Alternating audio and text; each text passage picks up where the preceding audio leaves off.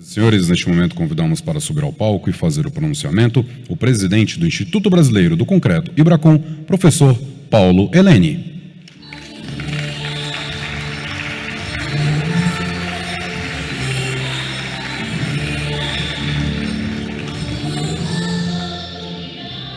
Alegria, boa noite a todos. É um dia de festa, de comemoração dessa vitória alcançada aí, uma trajetória vitoriosa do Instituto nesses 50 anos que passaram. E eu inicio então fazendo algumas saudações, alguns agradecimentos. Não podia deixar de ser de outra maneira.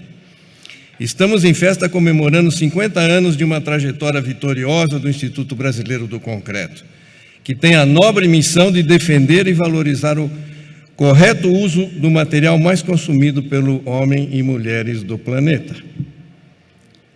Registro meus agradecimentos a todos os presidentes, diretorias e conselhos, generosos, voluntários e competentes profissionais e empresas que nos precederam nesses 50 anos e tornaram possível comemorar este momento com altivez e felicidade, que só uma missão bem cumprida pode proporcionar.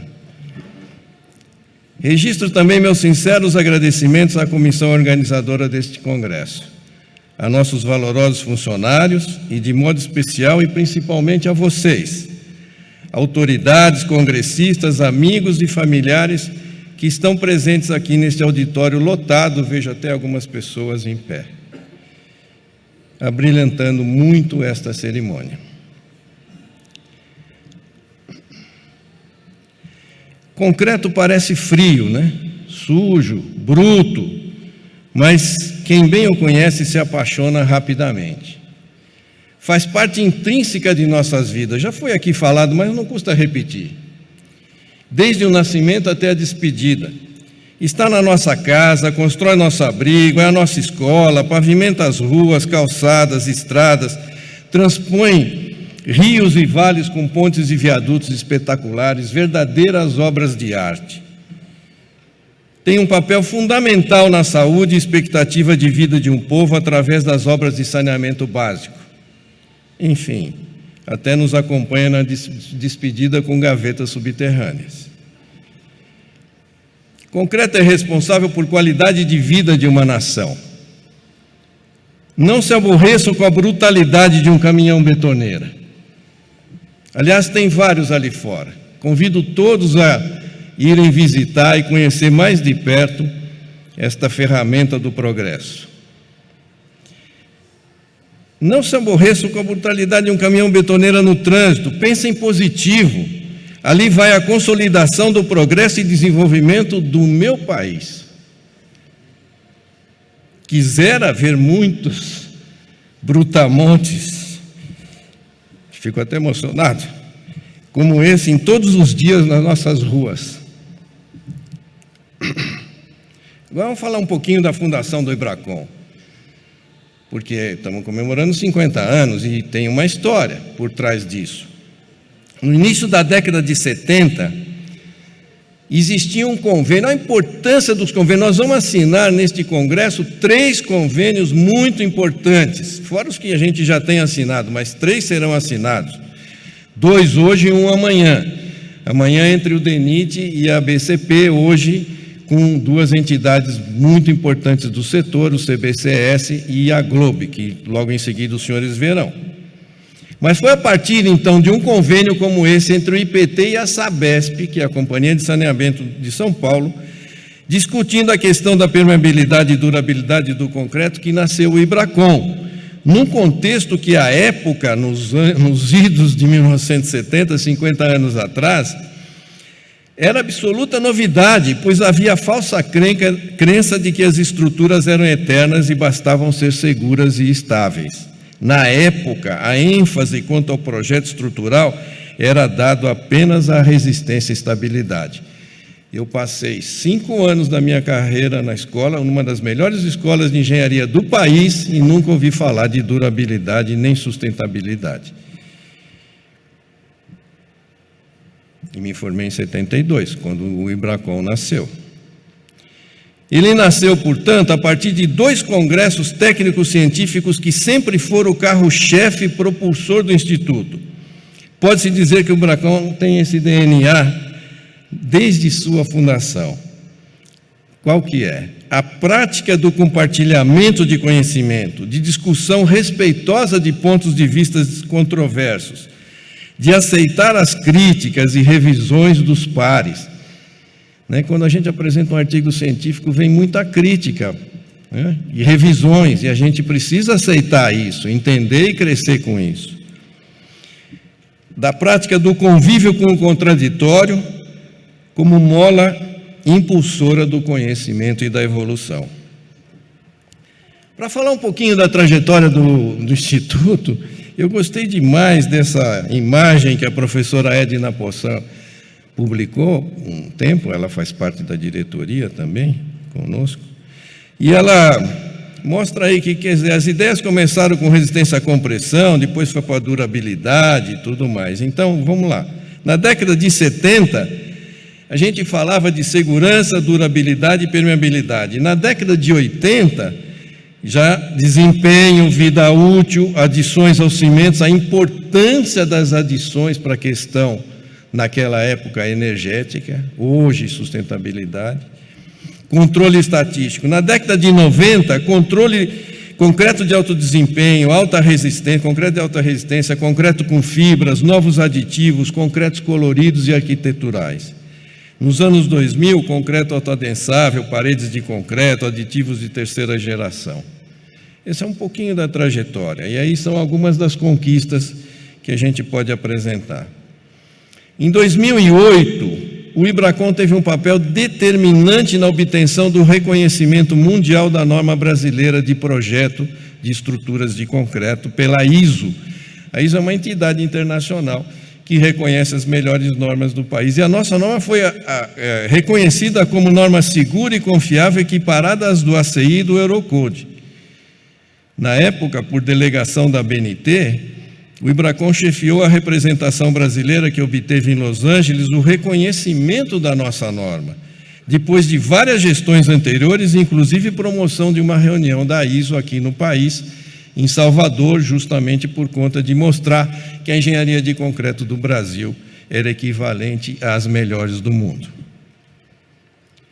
Em 2021, por iniciativa do diretor professor César Dyer, do IBRACON, o ano passado, o Brasil acaba de ganhar o 1º e 2º lugar numa competição internacional promovida pelo American Concrete Institute, pelo Instituto Americano de Concreto, e julgada por mais de 20 especialistas estrangeiros no campo dos edifícios altos e das melhores obras de infraestrutura. Foram concorrendo com vários países do mundo desenvolvidos, com a estrutura do edifício Leopoldo e o viaduto V3 da rodovia dos Tamoios. Essas são as 2 obras vencedoras mundiais de qualidade de concreto.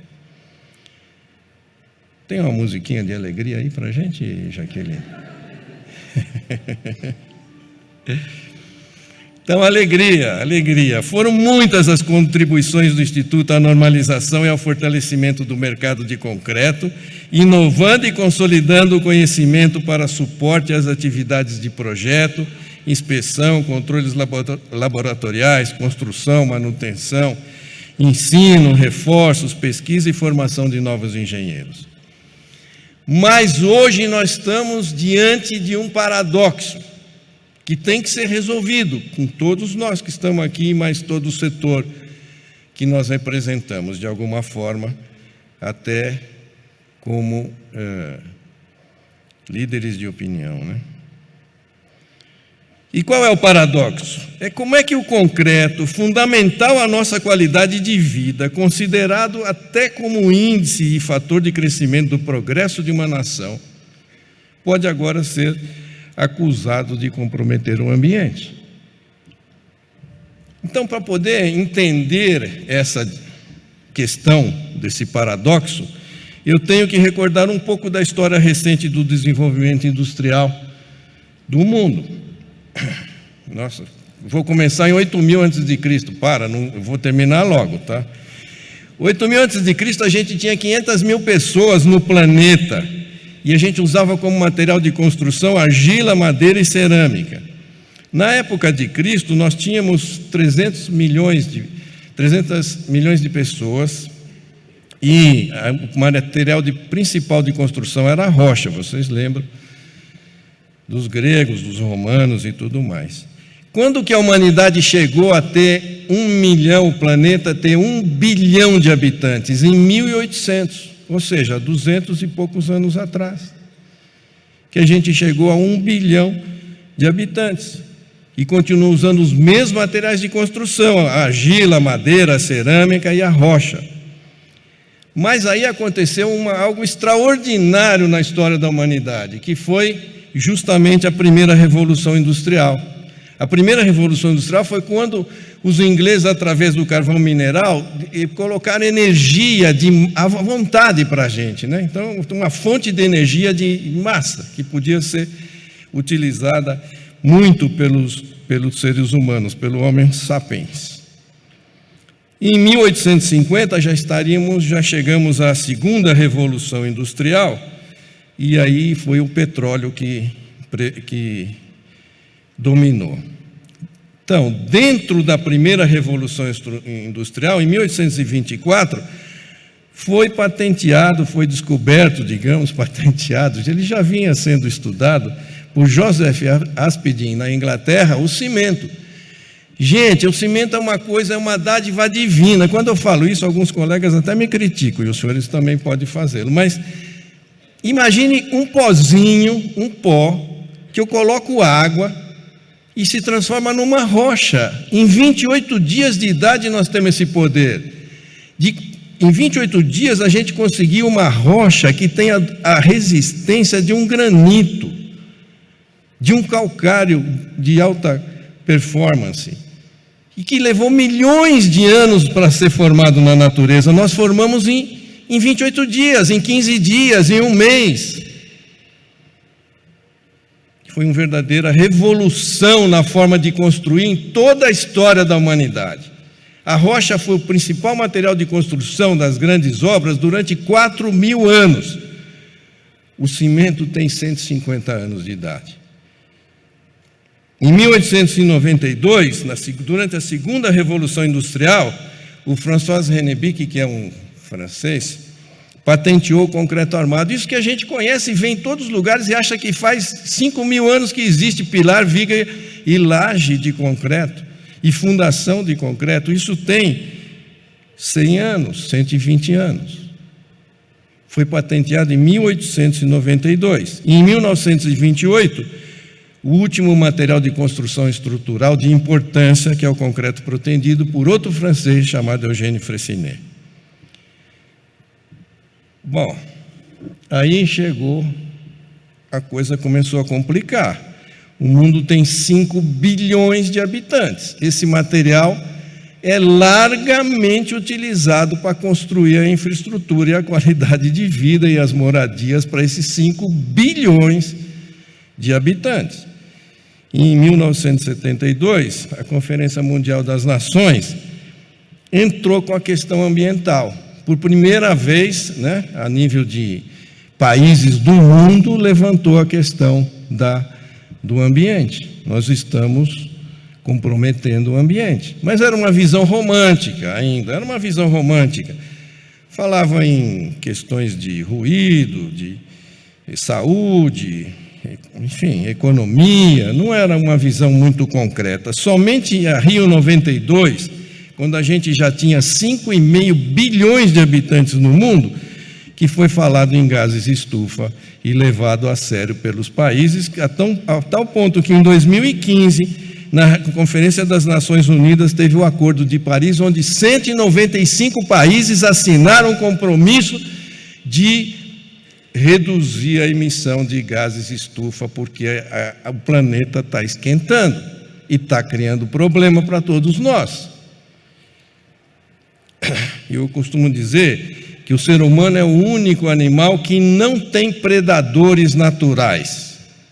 Nós não temos predadores naturais. Os outros seres vivos têm predadores naturais e controlam a população. Nós somos só as guerras, somos nós mesmos ou a natureza. E brigar contra a natureza é complicado. Em 2022, temos atualmente cerca de 8 bilhões de habitantes, né? E temos um compromisso de até 2050 ter neutralidade na emissão de gases estufas. Esse é um compromisso mundial, não é só do nosso setor. O nosso setor comprou esse compromisso, tem essa responsabilidade também, mas é geral. Por quê? Porque se a temperatura subir a 2 graus Celsius, ou a mais de 2 graus Celsius, temperatura média da Terra, que já subiu 1 grau e pouco, vai ficar incontrolável as tragédias da natureza. Então, o governo brasileiro, em 2015, assumiu um compromisso, 2005, perdão, voltou a renovar agora em março de 2022, onde, nesse compromisso mundial com todos os outros países, se compromete até 2030 a reduzir 50% da emissão de gases estufa em relação a 2005 e para 2050, 2060 chegar à neutralidade. Não é fácil, não é fácil. Como nós vamos atender a demanda de qualidade de vida de 8 bilhões de pessoas sem emitir gás? Só para traduzir numa linguagem mais leiga, a gente não tem todos aqui, não são engenheiros especialistas, vamos considerar uma estrutura de concreto, que tem concreto, aço e madeira, que é para fazer a forma. Mas ela precisou de bomba, vibrador, guindaste, etc. Mas vamos considerar concreto, aço e o restante acessórios. Aí nós chegamos a uma situação onde 1 metro cúbico de concreto estrutural, 1 metro cúbico de concreto estrutural, essa é uma linguagem que para alguns talvez fique meio estranha, mas é fácil de imaginar. Pilar, viga e laje que dê um certo volume, né? Emite 455 quilos de gases estufa. E isso transformado em metro quadrado, daria 115 quilos de gases estufa por metro quadrado. Bom, vamos colocar isso no contexto mundial. Por enquanto, isso não representa muito. O nosso desafio é reduzir esse 455 a zero até 2050. Ou muito próximo de zero. Esse é o compromisso. Isso é muito difícil. Uma medida aí que eu achei incrível e que foi feito por um brasileiro, um trabalho de um brasileiro em Berkeley recentemente, ele mostrou que se nós passarmos a idade de controle do concreto, o FCK, que está sempre referido a 28 dias, sem necessidade nenhuma. Se a gente passar para 63 dias, nós economizamos até 23%, reduzimos em até 23% a emissão de gases estufa. É muito importante uma tomada de decisão dessa. As grandes estruturas do mundo, os grandes edifícios do mundo já trabalham com 56 dias e 91 dias de idade. Talvez as estruturas onde a gente precise de resistência a baixas idades continuem com 28. Agora, como é que eu posso ainda traduzir isso melhor? Se a gente pensar num apartamento de classe média, 90 metros quadrados de área construída, com aqueles números que eu dei, 90 metros quadrados, 115 por metro quadrado quilo, dá 10 toneladas. Quer dizer, um apartamento uma casa de 90 metros quadrados emite 10 toneladas de gases estufa. E se a gente considerar que o preço do mercado hoje é $100 o quilo, a tonelada, de gases estufa no mercado internacional, para ver a compensação de carbono, né? Que tudo isso está acontecendo agora, recente. São decisões muito fortes de todas as nações. Isso representaria que um apartamento de 90 metros quadrados, que é da classe média, vai pagar uma multa de $1.000. $1.000 por apartamento ou casa, devido à emissão de gases de estufa. Esse é o compromisso que nós temos que mudar. O Brasil hoje é o 6º país mais emissor de gases de estufa, com cerca de 1,5 gigatoneladas de gases estufa por ano. Então, será que isso é uma quantidade muito pequena, mas é importante a nosso compromisso, e o setor assumiu esse compromisso já faz alguns anos, vem trabalhando forte nesse compromisso liderado pelos fabricantes de cimento, de reduzir isso. Então, se nós conseguíssemos construir 1,5 milhões de novas moradias por ano, mas de onde você tirou 1,5 milhões? Eu tirei aqui das estatísticas. Os últimos 10 anos do Brasil, a gente construiu 1,5 milhões de moradias por ano. Puxa, mas é muito. Setor privado, setor público, autoconstrução.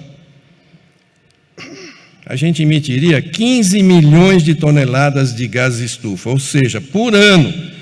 Ou seja, da ordem de 1 a 2% do total anual de emissões do Brasil. Porque o Brasil não é só o setor de concreto, de construção que emite.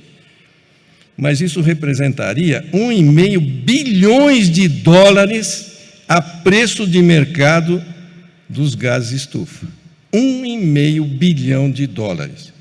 A gente estaria, digamos, sendo multado anualmente pela produção e emissão de gases de carbono. Parece pouco zerar carbono na cadeia construtiva do concreto estrutural até 2050 ou 2060, porque, é 1, 2% do total do país, mas, na verdade, é um dos maiores desafios tecnológicos do setor dos últimos 100 anos, e o setor está comprometido com essa responsabilidade. O Ibracon, através da sua declaração de sustentabilidade, que a gente publicou no mês passado, assumiu publicamente o compromisso de mobilizar a sua comunidade técnica, científica e produtiva, seus líderes de opinião e estar junto com o setor industrial de concreto do país nessa meta de carbono zero. Estamos fazendo várias medidas nesse sentido, como disse, vamos assinar convênios, inclusive daqui um pouco. E para eu fechar a minha apresentação, dado assim um panorama da razão de ser do tema do nosso congresso, que é sustentabilidade do concreto em defesa do planeta, vocês mais ou menos entenderam, espero que sim. Vamos só lembrar dos legados e dos fundadores e valores do Ibracon. Primeiro é conhecimento, ciência e progresso. O Instituto tem um compromisso com o avanço e o que houver de mais moderno e inovador na tecnologia do concreto e na engenharia para o desenvolvimento e benefício da sociedade. O Instituto tem os valores de pluralidade e respeito. Ele foi fundado por uma equipe multidisciplinar, composta de engenheiros, engenheiras, químicos e químicas, geólogos e geólogas, profissionais experientes, ícones da engenharia, tecnólogos, estagiários, com respeito pela opinião de todos e trabalho incansável pela busca do consenso, ainda que a gente saiba que é imperfeito, tendo sempre como norte a ciência, os fatos, a pesquisa, os ensaios, a coerência técnica como fiel da balança e das decisões. O Instituto Brasileiro do Concreto sempre teve ambição nacional. Nasceu e se mantém com a visão de que todas as regiões do país são importantes e que o conhecimento precisa ser levado a todos, com a criação, manutenção e estímulo permanente às regionais. Compromisso com o país. O Ibracon sempre esteve à frente dos momentos em que a sociedade civil pediu um posicionamento técnico através de contribuição inquestionável às normas, manifestos sobre grandes tragédias, pesquisas para buscar lições e aprendizados, envolvimento em grandes projetos nacionais como barragens, pontes, pavimentos, certificação de pessoal técnico e de nível superior e atualização profissional através de cursos. Minha mensagem final, então, senhores e senhoras. Por seu trabalho e protagonismo, desde muito cedo, o Instituto atraiu para seu entorno parcerias nacionais e internacionais de notória relevância para a engenharia do concreto, tornando cada discussão e troca de informações atual e valiosa. Mais do que parceiros e apoios formais, amadurecemos ao longo dos anos relações duradouras de amizade com os atores da cadeia produtiva do concreto. Diante do desafio atual da sustentabilidade, o Brasil, eu acredito sinceramente, tem a oportunidade de se destacar como o país capaz de produzir o concreto mais sustentável do planeta. Por quê? Porque temos competência, temos história e temos a matriz energética mais limpa comparado com as outras grandes nações. Nós não usamos praticamente petróleo para produzir energia elétrica. Então nós temos essa chance. O cimento já é considerado, a indústria do cimento brasileira já é considerada uma das menos poluidoras do mundo, das mais comprometidas com o meio ambiente do mundo. E não somos nós que dizemos isso, são os próprios associações estrangeiras e internacionais. Então acho que dá para a gente pensar no concreto também. Vamos ter um melhor concreto. Nestas breves considerações, fica claro que não somos a causa do aquecimento global. Concreto não é causa do aquecimento, e sim a base sólida do desenvolvimento. Mas estamos conscientes do problema e saberemos dialogar para encontrar o melhor caminho, sempre baseado na ciência, na tecnologia e na boa engenharia de concreto. Chegamos com altivez a esta marca tão especial. Se hoje podemos celebrar com alegria o nosso jubileu de ouro, é porque foi construído um alicerce estável e seguro para continuar nessa jornada por novos 50 anos, superando os grandes desafios que o futuro nos apresenta. Mas não se enganem, senhores, nem se acomodem, porque a história mostrou que o Ibracon não espera passivamente o futuro. Desde seus fundadores, nós desenhamos o caminho do futuro e das construções em concreto no país. Vamos nessa. Muito obrigado.